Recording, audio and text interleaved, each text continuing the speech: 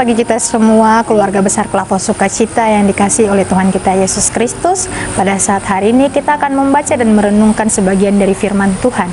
Maka sebelum kita membaca dan merenungkan sebagian dari firman Tuhan, saya mengundang kita semua untuk berdoa. Mari kita bersatu di dalam doa. Tuhan Allah Bapa kami, Allah yang kami sembah, Allah yang kami puji, Tritunggal yang Esa, Allah Bapa, Allah Anak, Allah Roh Kudus.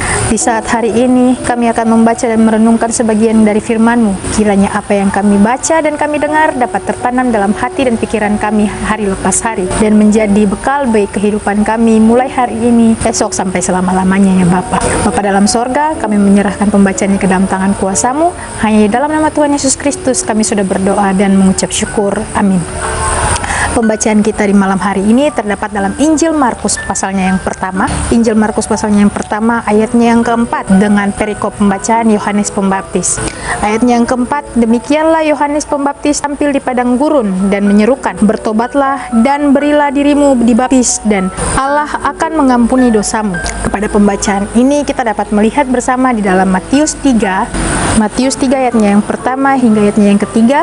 Pada waktu itu tampillah Yohanes Pembaptis di padang gurun Yudea dan memberitakan, bertobatlah sebab kerajaan surga sudah dekat. Sesungguhnya dialah yang dimaksud Nabi Yesaya ketika ia berkata, ada suara orang yang berseru-seru di padang gurun, persiapkanlah jalan untuk Tuhan, luruskanlah jalan baginya. Injil Markus pasal pertama ayatnya yang keempat ini, Yohanes ingin memberitahukan kepada kita semua, ketika kita mau dibaptis, wajiblah kita untuk bertobat. Kita harus menyerahkan diri, menyerahkan hati kita bagi Tuhan, betul-betul bertobat dalam kehidupan kita hari lepas hari. Yang melakukan pelanggaran, kejahatan setiap hari, menyakiti hati Tuhan, mengecewakan hati Tuhan, maka kita dibaptis sungguh-sungguh dengan pertobatan yang sungguh, yang hanya datang dari hati nurani kita terus. Di malam hari ini kiranya kita dapat menjadi pribadi yang lebih baik lagi ke depannya, karena kita semua sebagai keluarga besar Klavo Sukacita tentunya pasti sudah dibaptis dalam nama Bapa, Anak, dan Roh Kudus.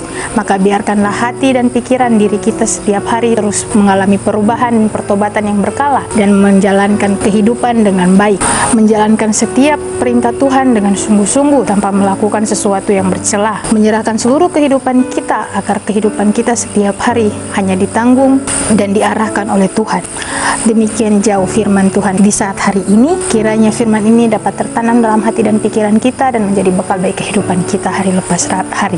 Mari kita bersatu di dalam doa. Tuhan Allah Bapa kami, Allah yang kami sembah, Allah yang kami puji, Tuhan Yesus yang baik, kehidupan kami hari lepas hari terus berjalan hanya karena-Mu. Kiranya kami terus mendapatkan pertobatan secara berkala, agar pembaptisan kami bukan hanya dengan air saja, tetapi dengan Roh Kudus-Mu ya Tuhan. Bapa dalam sorga, kami menyerahkan kehidupan kami setiap hari agar dituntun dan berjalan seturut dengan apa yang Kau kehendaki. Ini doa dan ungkapan syukur kami, hanya di dalam nama Tuhan Yesus Kristus kami sudah berdoa dan mengucap syukur. Amin. Shalom bagi kita semua, Tuhan Yesus memberkati kita.